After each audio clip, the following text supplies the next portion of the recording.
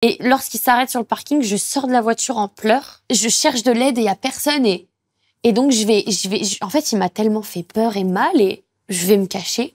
Alors non, je me suis pas cachée derrière un arbre. Mais je suis allée prendre du recul, en fait. Je voulais plus le voir. C'est pourquoi elle scripte son récit, évite les détails gênants, supprime les zones grises et demande à être crue sur parole. Ce n'est pas de l'introspection, c'est du storytelling. Pendant ce temps, on a eu la vidéo de quelqu'un qui, lui, a avoué ses erreurs, il a donné des faits, apporté des preuves, reconnu ses fautes et exposé ses propres contradictions en montrant un ego suffisamment solide pour encaisser la honte. Sa parole a été plus risquée, mais aussi plus crédible. Et c'est pour ça qu'on soutient Fugu. Où sont les preuves, Lydia? Où sont les preuves? Elle aurait pu gérer avec en fait les autorités, la police, la gendarmerie pour se protéger. Mais non, il a fallu qu'elle rende ça public pour ensuite se plaindre des conséquences. Imaginez un petit peu, messieurs, vous demandez un test de grossesse à votre copine, elle ne vous répond pas pour X ou Y raison, elle ne vous donne même pas les raisons de son silence et botte en touche, pourtant ça fait des jours qu'elle vous a alarmé sur un problème aussi sérieux. Elle a fini de pleurer dans sa vidéo de 27 minutes pour dire à quel point cet événement était dur pour elle, mais s'est-elle un seul moment mis à la place de son copain qui, lui, n'avait juste aucune réponse et était dans le flou? Si tu as des preuves, montre-moi quelque chose. Comme Fugu, lui, a montré des choses, mais dans la limite de ce que ses avocats lui ont permis de faire. Il a carrément fait un PDF qu'il a rendu public. Toi, tu nous sors juste des mots et des leçons de morale. On ne peut pas rendre une affaire publique, puis dire que le public ne doit pas s'en mêler, que c'est privé. C'est de la bêtise au mieux ou de la folie au pire. Parce que j'ai trouvé que ma précédente vidéo sur le sujet était un petit peu incomplète, je me suis dit que ça serait intéressant qu'on décortique la vidéo de Madame, je ne reviendrai plus sur cette histoire publiquement, car nombre d'entre vous en commentaire m'ont fait souligner en fait énormément de points que j'avais oublié de prendre en compte dans mon analyse. Cette jeune dame finit de mettre un innocent dans les problèmes jusqu'au cou et elle vient dire qu'elle veut reprendre sa carrière posément, parce que c'était ça l'objectif de sa vidéo. La seule raison pour laquelle elle a fait cette vidéo réponse, c'est parce que Madame voulait reprendre sa carrière de streameuse. Et pour une personne qui a mis sa famille et ses amis dans les problèmes et les a livrés au harcèlement, je trouve qu'elle est très zen en fait, très souriante, presque en joie dans cette vidéo. Elle est dans un joli décor, maquillée, plusieurs angles de vue de caméra. On dirait en fait une story time en mode « Hey les filles, j'ai quelque chose à vous raconter ». Alors préparez-vous parce que la vidéo risque d'être encore un petit peu longue. On commence par le titre « Ma vérité ». Dans sa vidéo, elle se contente de dire qu'elle a raison, qu'elle est la victime et que Fugu est le méchant et c'est lui le problème. Croyez-la et laissez-la tranquillement reprendre sa carrière parce qu'elle veut jouer. Elle est tellement traumatisée qu'elle veut reprendre les lives. Bien sûr, on va faire comme si on ne sait pas qu'elle aura un pic d'audience suite à cette polémique. Ensuite, elle ne répond pas aux questions que l'on attendait. La partie où elle dit « Au pire, je n'aurais qu'à dire qu'il m'a... » Ça reste toujours un mystère, elle n'a pas répondu à ça, ou mieux même, elle l'a ignoré. Pourtant, on se rappelle bien de ses défenseurs qui disaient que non, elle n'a pas prononcé ces mots, que Fugu a utilisé une voix IA en fait pour entourlouper les gens, etc. Sauf qu'elle n'a rien dit dessus, ça veut dire que quoi? Que c'est vrai. Ça veut dire qu'elle avait pour projet de faussement l'accuser pour quelque chose qu'il n'a pas fait. Quand elle s'est confiée sur le fait que Fugu fasse plus de stats qu'elle, ça la rendait malade. Était-ce aussi faux? Parce que là, elle ne s'est pas prononcée dessus. Pourtant, elle a bien affirmé dans son premier communiqué que Fugu faisait preuve de jalousie maladive, notamment par rapport aux stats. Elle n'est pas revenue dessus. Et quand l'autre fille, donc M, dit qu'elle peut dire, voilà, qu'il était violent avec elle, là, elle s'inquiète du fait que le mensonge puisse être découvert et non pas du fait que mentir en soi pourra créer des conséquences sur la personne calomniée. Non, pas du tout. Ça, c'est vraiment terrible. Un autre détail aussi, c'est qu'une vraie confession psychologique ressemble à une fenêtre ouverte sur soi. Ce n'est pas un monologue propre, bien repassé, mais un moment où une personne accepte d'être vue avec ses angles, ses fissures et ses contradictions. Une confession authentique reconnaît toujours une part de responsabilité, même minime, car personne n'est totalement innocent dans une relation qui s'effondre. Dans une réelle confession, on y trouve des détails concrets, des faits, des souvenirs précis qui donnent de la substance. Surtout parce qu'il y a une vulnérabilité qui n'est pas scénarisée. Le genre qui n'a pas besoin de convaincre parce qu'elle cherche seulement à dire la vérité, même si cette vérité fait mal. Et donc, entre la vidéo de Fugu et celle d'Elydia, laquelle de ces vidéos confessions ressemble le plus à ce que je viens de décrire? Mademoiselle a des moments où elle est affalée sur le canapé en mode flemme. Peut-être que, je sais pas, derrière, il y avait une personne qui devait constamment lui dire ou alors lui rappeler de se tenir droite. Lorsqu'une personne confesse que tout était de la faute de l'autre, sans nuance, sans un seul moment d'introspection, on n'est plus dans la confession, mais dans la défense psychologique. Et c'est souvent un mélange de projection et de protection de l'image. La projection, c'est ce réflexe qui pousse quelqu'un quelqu'un à attribuer à l'autre les fautes qu'il ne peut pas reconnaître en lui. La protection de l'image, c'est cette obsession de paraître irréprochable, quitte à écraser la complexité de l'histoire. Dans ce type de discours, tout est binaire, contrôlé et souvent trop lisse pour être spontané. Il me menace, moi et ma carrière, en fait, en me disant que il va me la nuire, il accepte pas. Et en fait, je trouve ça toxique sur le moment. Je suis en mode, mais enfin, ça se fait pas de faire ça. Écoutez-la, à aucun moment, en fait, elle ne doute, elle n'a d'hésitation, ni de regret, ni d'introspection. Même quand elle avoue avoir insulté des gens, elle dit que ce n'était pas de sa faute. Elle dit que c'était Fugu qui l'a poussée à faire ce genre de choses. Honnêtement, dans cette vidéo, il ne manquait plus qu'elle dise que ouais, elle était jeune et vulnérable. Alors là, vraiment, si elle avait dit cette phrase, je pense qu'il y a nombreux d'entre nous qui auraient juste pété les plombs. Cette dynamique s'explique aussi par le poids social de la victimisation. Dans un monde où être perçu comme victime apporte compassion, soutien, légitimité morale, on a des gens comme elle qui veulent occuper cette position de victime toute seule. Déjà qu'on sait qu'elle aime avoir l'attention. Elle est même peut-être en train de kiffer à mort en fait actuellement puisque ses stats n'ont jamais été aussi hautes. Certains m'ont fait même remarquer que depuis la publication de sa vidéo, elle a pris 5000 abonnés sur YouTube, voire même plus par là. On comprend donc que pour elle, reconnaître un tort reviendrait alors à risquer de fissurer l'image parfaite qu'elle veut protéger. C'est pourquoi elle scripte son récit, évite les détails gênants, supprime les zones grises et demande à être crue sur parole. Ce n'est pas de l'introspection, c'est du storytelling. Pendant ce temps, on a eu la vidéo de quelqu'un qui lui a avoué ses erreurs, il a donné des faits, apporté des preuves, reconnu ses fautes et exposé ses propres contradictions en montrant un ego suffisamment solide pour encaisser la honte. Sa parole a été plus risquée, mais aussi plus crédible. Et c'est pour ça qu'on soutient Fugu. Lui, il a parlé, il a pris le risque de s'incriminer. Vous connaissez combien de personnes en fait qui auraient avoué, je sais pas, avoir giflé leur copine, bien que ce soit évidemment dans un contexte bien précis. Sauf que le contraste entre les deux approches, les deux témoignages, est révélateur. L'un ouvre sa réalité, l'autre protège son image. Autrement dit, la confession de l'un cherche la vérité et celle de l'autre cherche la victoire morale pour juste poursuivre sa carrière. À aucun moment elle ne demande pardon, elle dit qu'elle a aimé profondément cet homme, mais elle était jalouse de son succès. Est-ce que ça s'explique? Est-ce que quelqu'un peut m'expliquer si cela a un sens? Bon, on va prendre ces arguments un par un, ou alors presque tous ces arguments un par un. Du moins, ces arguments qui étaient vraiment flagrants et qui étaient juste nonsense. Elle dit faire cette vidéo parce que les propos diffusés sur les réseaux sociaux ces dernières semaines étaient très violents et étaient basés sur des choses biaisées. Et donc, elle avait besoin de temps pour digérer tout ce qui se passait. Sauf que c'est après simplement avoir dit qu'en fait, elle veut reprendre sa carrière et ne pas le faire sans un débrief. Donc, la reprise de sa carrière, c'est la véritable raison pour laquelle elle veut lisser son image et donc qu'elle a fait cette vidéo. Laissons juste le bavardage et lisons entre les lignes. Elle affirme ensuite qu'elle a été victime et que rester dans le silence lui donnait l'impression de l'être une seconde fois, ce qu'elle refuse.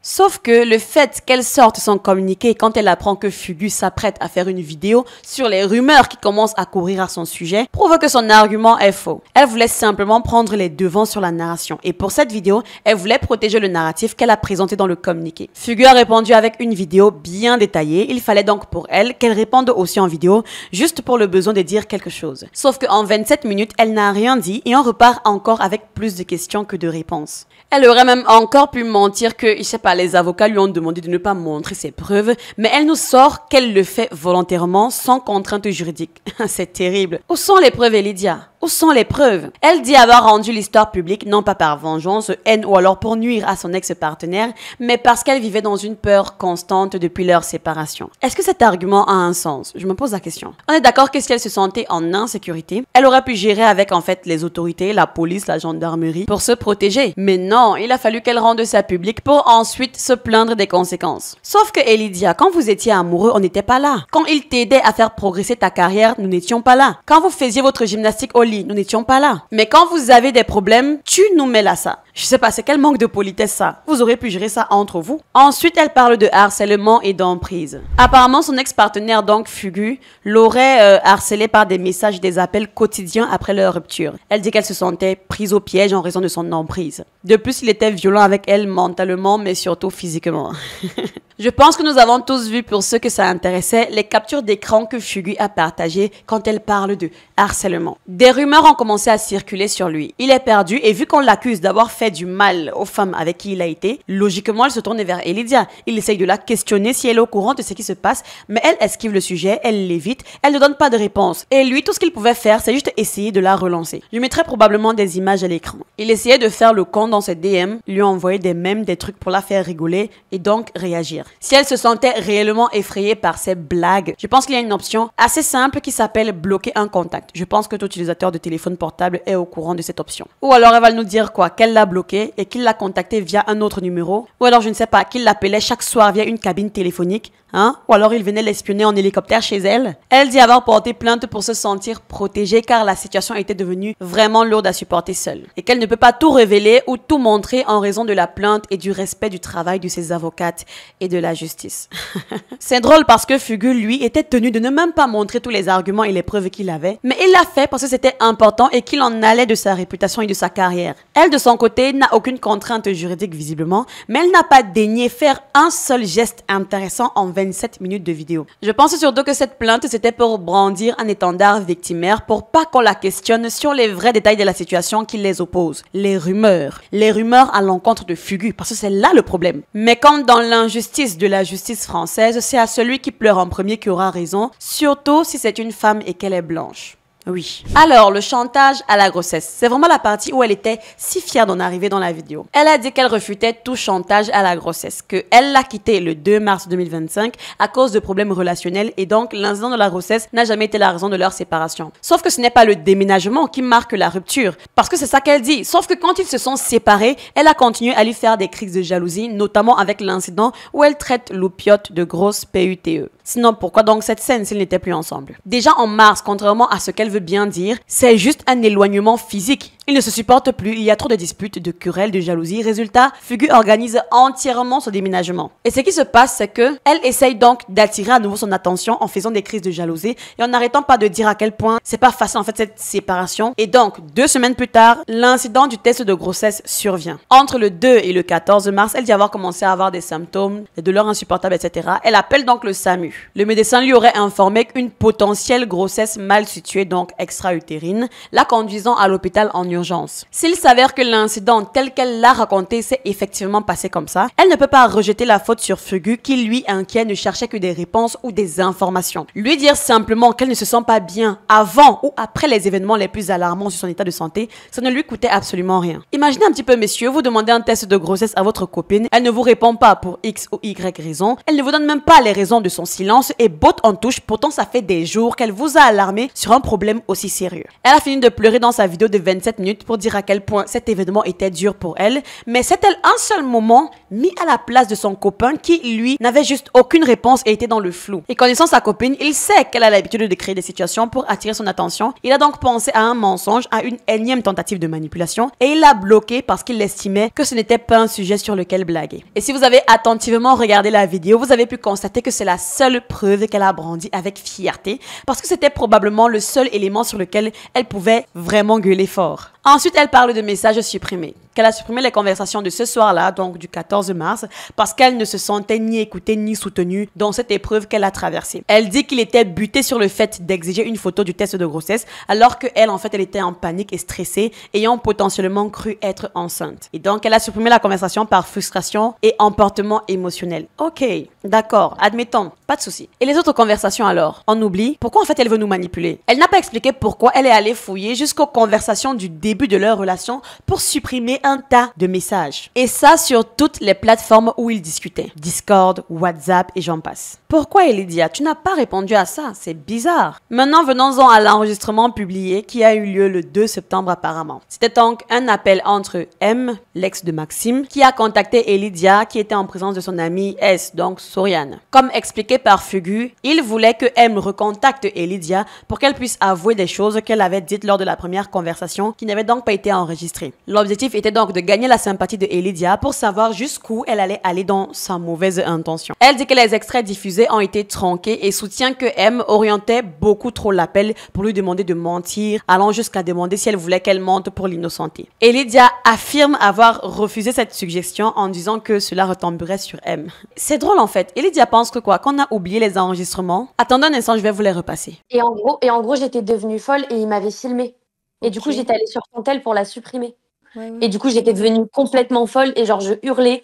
Je disais, j'en peux plus, j'en peux plus, j'en peux Ouais, plus. ma pauvre. Donc, je pense qu'il parlait de cette vidéo. Et parce qu'en fait, j'étais devenue complètement hystérique. Ouais, bah ouais. Attends, mais comment il a la vidéo si je l'ai supprimée de son tel? Je sais pas, supprimé récemment? Ouais, j'ai tout supprimé, gros. Même récemment? Ouais. Je te coupe. Mais la vidéo, pour moi, c'est la vidéo où tu deviens folle en mode tu peux. Mais ça veut dire il l'avait enregistré quelque part. Tu peux juste un câble devant un miroir parce qu'il te rend folle. Mais gros, je hurle de baiser, hein. Mais je pourrais toujours dire qu'il m'avait. Tu disais quoi? Je hurlais. Je hurlais, gros. Ah ouais? Mais déjà moi-même qui n'ai pas son ex, j'ai envie de dire qu'il m'a frappé déjà de base. Mais oui, je vois. Tu Même moi, comprends. des fois, j'ai envie de dire, mais il m'a frappé aussi, il se passe il y a quoi? Je me dis, en vrai, est-ce que si je mens et je dis aux gens, ouais, il m'a frappé, est-ce que tu penses qu'en vrai, ça pourrait crédibiliser le truc? Je dirais qu'en fait, ouais, il m'a tapé, je suis sûr qu'il a aussi fait à son autre copine, tu vois, genre un truc comme ça, tu vois. Je dis pas qu'il t'a frappé. Si tu veux, en fait, le truc, c'est que là, ce que tu nous dis, c'est que ça peut faire en sorte que de mettre un terme à l'histoire. Il est cancel à vie sans mettre en danger Célia, tu vois. Joue avec les mots, il dit pas qu'il t'a frappé, tu dis qu'il a été violent physiquement avec toi, mais que tu crois qu'il a frappé aussi son ex, tu vois. Je suis désolé, j'ai pas entendu la fin. En gros, bah t'en répètes. J'ai dit, peut-être que ça passe si tu réponds, il a été violent psychologiquement avec moi, mais je pense que celle d'après, il l'a effectivement frappé, quoi. Mais ouais. Ok. Au pire, qu'il meurt. Comment? Elle a dit au pire qu'il meurt.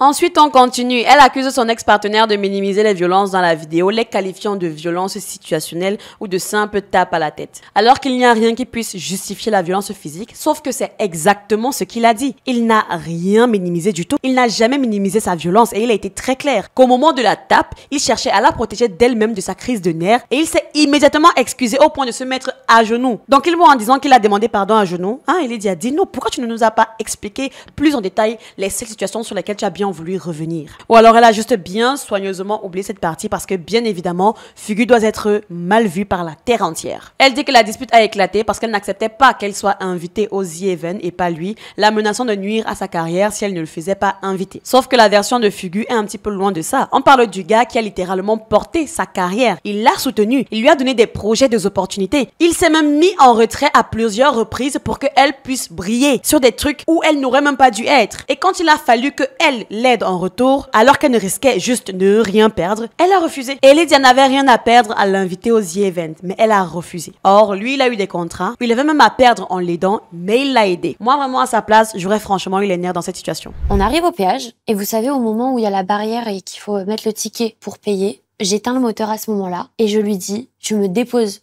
sur la sortie. Il y avait un petit parking à la sortie de ce péage et je lui dis, tu me déposes, je veux rentrer en taxi, j'en peux plus. J'en pouvais plus, c'était une accumulation, j'en pouvais plus. Et il rallume le moteur et donc je le rééteins, je lui dis tu me déposes. Et il a pas accepté, il m'a pris le bras, enfin le poignet quoi. C'était celui-ci. Et il le tord. Et il me le tord tellement fort que j'ai mal et je prends ma deuxième main, je le pousse pour qu'il me lâche. Et lorsque je le repousse, il me met 2 grosses gifles sur cette joue droite. En fait, pour l'incident du péage, Lydia, ça ne sert à rien que tu nous parles. Montre juste les photos. Montre juste les photos. Tu as dit que tu avais des photos. Montre-les. Et j'insiste, comme Fugu l'a dit, une situation peut nous faire perdre le contrôle. Il a expliqué qu'il était confus, stressé et sous pression à la fois à cause de la journée, mais aussi parce que vous étiez sur l'axe lourd. C'était en pleine autoroute. Et des vies étaient en danger. Le fait qu'elle ait désactivé la voiture en pleine autoroute, ça, elle est passée dessus trop vite. Alors que c'est du stress qui a conduit à cet écart de comportement. Quel homme responsable va accepter ça? Quel homme responsable va accepter de larguer sa copine en pleine autoroute et juste de démarrer son allée? S'il lui arrivait maintenant quelque chose, on dira quoi? Qu'il a été irresponsable, n'est-ce pas, de l'avoir laissé seule? Et le pire, c'est que ça aurait été le cas. Et aussi, sachant qu'elle fait souvent énormément de scènes et de crises de ce genre, comment savoir si cette fois-ci, elle est plus sérieuse en tout cas que les autres fois? Lors d'une dispute, une femme demande à son homme de la laisser. Vous êtes surpris qu'il ne la laisse pas? N'est-ce donc pas le comportement normal? N'est-ce donc pas ce que les femmes demandent souvent quand je te dis de partir, mais en fait, je veux que tu restes? En plus, la laisser même dans quelle situation? Sur une autoroute, au lieu de respecter le fait qu'il a été mature de ne pas le faire, ça devient un argument contre le gars. En fait, c'est juste lunaire. Bon, vous savez quoi, monsieur? Le jour où elle va vous demander de l'abandonner en plein milieu de la route, que ce soit même en pleine zone 51, peu importe, vous la laissez là et vous rentrez seul chez vous. Apparemment, c'est ce qu'elle veut. Et s'il lui arrive quelque chose, vous dites à sa famille qu'elle voulait être seule. Et on voit comment ils réagissent. Non, on voit comment ils réagissent. Je ne comprends pas ce besoin de faire passer des gens pour des monstres. Je ne comprends pas le besoin Lydia de faire passer Fugu pour le monstre qu'il n'est pas. Elle insiste sur le fait que la violence ne se limite pas aux coups et aux claques, mais aussi à la violence des mots et la symbolique derrière les actes. Je suppose que sa violence à elle doit être ignorée. Et toujours dans son esprit de ne rien dire, elle dit qu'elle ne veut pas déballer toutes les crasses qu'il lui a faites. Sauf que ce qu'elle veut, c'est juste ne pas s'incriminer davantage. C'est ça le problème avec le mensonge. Plus on parle, plus on a d'éléments pour se faire coincer. Vous pensez que quand on arrête des suspects et qu'on leur dit tout ce que vous direz pourrait être retenu contre vous, vous pensez qu'ils se taisent? Pourquoi? Parce qu'ils savent que s'ils se mettent à mentir et que finalement le mensonge n'est plus cohérent avec l'histoire du départ, c'est qui sera dans la merde? C'est eux. Donc sa stratégie, c'est juste d'éviter de donner trop de détails et de dire que voilà, c'est sa vie privée. Bien sûr, quand elle mettait ça sur les réseaux, elle ne savait pas que le public allait prendre l'affaire en charge. Réellement, elle pensait que quoi, elle allait faire son communiqué et que les gens allaient dire quoi, ok, magnifique, rendez-vous au procès, on se verra là-bas. Pas du tout. D'ailleurs, je trouve même absurde de répondre, et ça je l'ai dit, à une vidéo de 50 minutes d'accusation avec preuve par une vidéo de 27 minutes sans argument autre que croyez-moi sur parole. On ne te croit pas, désolé. En fait, les femmes même qui soutiennent ce genre de délire, objectivement, je pense que votre souci, c'est que vous n'avez pas encore été victime. Pas vous, mais un homme de votre entourage. Parce que si vous pensez être protégé de ce genre de situation, un jour, ce sera votre père qui sera en prison à cause de fausses accusations et votre famille sera brisée. Si ce n'est pas votre père, à cette allure, ce sera votre frère, votre copain ou même votre mari. Comment pouvez-vous vous complaire à accuser des gens sans preuve et demander à ce qu'on vous croit sur parole alors qu'il existe des personnes tout simplement jalouses ou mal intentionnées? Et le pire, c'est qu'on a même eu des preuves de sa jalousie maladive envers Fugu. On en a eu des preuves. Elle dit qu'elle possède un gros dossier solide pour ses avocates, comprenant des conversations privées, des photos de ses coups et des messages où il avoue même ses actes. Elle estime cependant que ces preuves ne doivent pas être montrées sur Internet, mais que l'affaire doit se régler en justice. Je pense qu'elle est même tarée dans sa tête. Soit tu sors toute l'affaire sur Internet, soit tout reste avec la justice. Et il n'y a juste jamais de communiqué. On ne fait pas les choses à moitié parce que les conséquences sont permanentes. Si tu as des preuves, montre-moi quelque chose. Comme Fugu, lui, a montré des choses, mais dans la limite de ce que ses avocats lui ont permis de faire. Il a carrément fait un PDF qu'il a rendu public. Toi, tu nous sors juste des mots et des leçons de morale. Pas à nous, Elidia, pas à nous. Si elle nous avait sorti seulement de vraies preuves, je serais la première à revenir sur tout ce que j'ai dit. J'insiste encore. On ne peut pas rendre une affaire publique, puis dire que le public ne doit pas s'en mêler, que c'est privé. C'est de la bêtise au mieux ou de la folie au pire. C'est un peu, vous savez, comme les contenus de couple. On s'abonne parce que c'était un couple qui nous a plu. Puis quand ils divorcent, ils disent que ça ne nous concerne pas. Comment ça? Vous avez créé le contenu couple. Vous nous avez impliqués dans vos dynamiques joviales du quotidien. On veut savoir. Vous nous avez raconté le conte de fées de votre rencontre, de votre vie de couple. On savait tout ce qui s'est passé pendant la relation, donc on veut savoir ce qui se passe après. On vous demande d'être discret, vous transformez vos vies en télé-réalité et puis vous parlez de respect, de l'intimité. Vraiment, Elidia, méfie-toi, méfie-toi. Parce que ce qui est vraiment dérangeant dans cette situation, c'est qu'elle a nié sa relation avec Fugu du début jusqu'à la fin. Elle n'a pas cessé d'être ambiguë sur le sujet, au point même de vexer son copain qui lui ne voulait en fait qu'on lui montre une petite preuve de reconnaissance de sa situation matrimoniale avec elle. Mais elle a été incapable de l'avouer au public pour maintenant dire au public que non, en fait, j'étais en couple, c'est vrai, et avec un type qui m'a maltraité. Mais madame, vous êtes folle. Elle dit qu'elle regrette que son ex ait minimisé ce qu'il a fait, qu'il l'a attaqué et qu'il a inversé les rôles en se faisant passer pour la victime. Moi, je vois plutôt que c'est elle qui se fait passer pour la victime en essayant de nous faire croire à nous qu'elle n'a rien fait derrière toute cette histoire. Puisque même l'incident avec la vitre, elle avoue avoir frappé la vitre, mais elle dit qu'elle n'est pas responsable, qu'elle a juste extériorisé sa colère. Donc, elle admet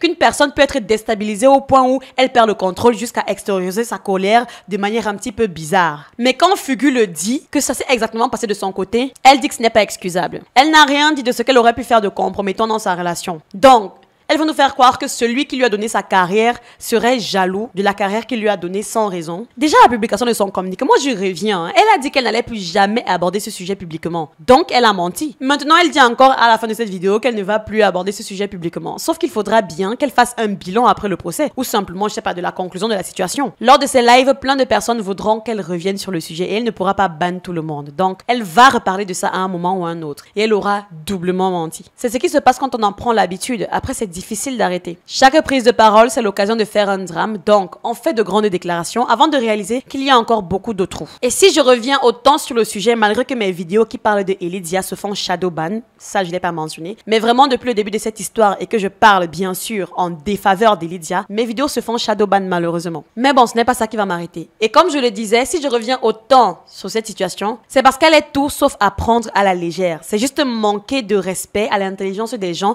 que de se placer pour faire une vidéo pour essayer de baratiner l'audience. Je ne sais pas vous en tout cas, mais moi ça m'énerve et ça m'énerve franchement. Dans tous les cas, comme je vous l'ai dit, cette histoire elle est à suivre de très près, je la suivrai de très près. Donc vous allez probablement en voir encore quelques-unes lorsqu'il y aura des actualités intéressantes. C'était tout pour cette vidéo qui sera évidemment longue, mais j'espère que vous serez restés jusqu'à la fin. Décidément, la vidéo sur la dark romance ce sera pour plus tard. On se dit donc à bientôt dans une prochaine vidéo. Ciao!